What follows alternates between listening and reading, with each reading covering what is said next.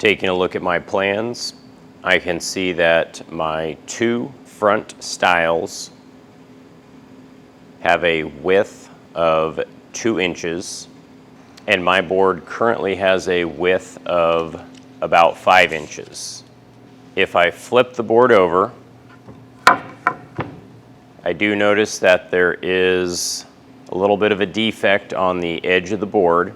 So if I start on the other edge to get my two 2-inch pieces, I can hopefully eliminate much of this defect. That, and with planing it, should get rid of this altogether. Now that defect is on my straight lined edge. My other edge is rough, so I'm going to run this rough edge through the joiner a couple of times until it's cleaned up. This will leave me with one good, clean, jointed edge and one straight lined edge. So I'm going to set my table saw to 2 inches plus a 1/16, and with the good, clean, jointed edge up against the fence, perform my first cut.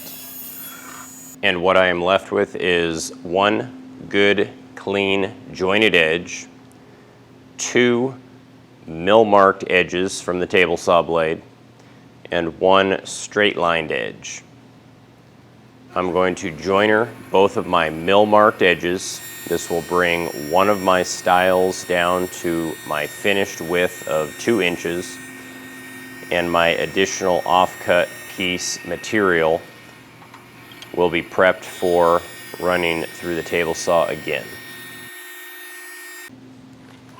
And then that offcut piece can go back through the table saw with the good, clean, jointed edge up against the fence.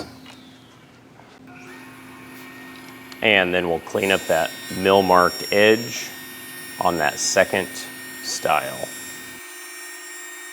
And at this point, I have my 2 front stiles.